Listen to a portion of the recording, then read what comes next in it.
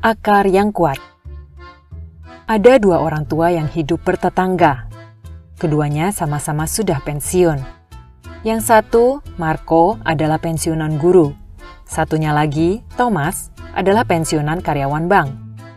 Mereka berdua sama-sama memiliki kebun tanaman di belakang rumah. Marco biasanya hanya menyirami tanaman di kebunnya dengan sedikit air. Sementara Thomas akan menyirami tanamannya dengan air yang sangat banyak. Terlihat jelas sekali bedanya. Tanaman di kebun milik Marco tampak tidak terlalu rimbun, sementara tanaman milik Thomas tampak rimbun dan tumbuh sangat subur. Suatu hari terjadi hujan badai kecil. Hujan badai itu tidak terlalu besar, namun berlangsung semalaman. Pagi harinya, seluruh tanaman rimbun di kebun milik Thomas rusak. Hampir semua tanamannya telah tercabut akarnya akibat hujan badai semalam. Sementara tanaman di kebun milik Marco yang jarang disiram justru tetap tegak berdiri.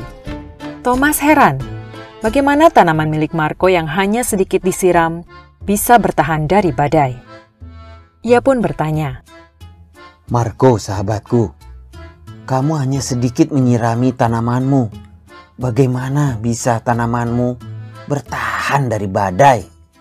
Marco menjawab, "Justru kawan, tepat karena itulah tanaman saya mampu bertahan dari hujan badai.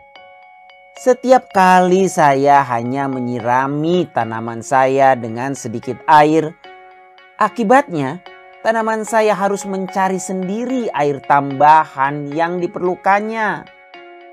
Yang pada akhirnya membuat akar tanaman saya terus berkembang jauh ke dalam tanah dan juga menjadi sangat kokoh. Karena itu, ketika badai datang menerpa, akar yang kokoh itu membuat tanaman saya mampu bertahan tetap berdiri." sebetulnya ini adalah kisah mengenai pengasuhan.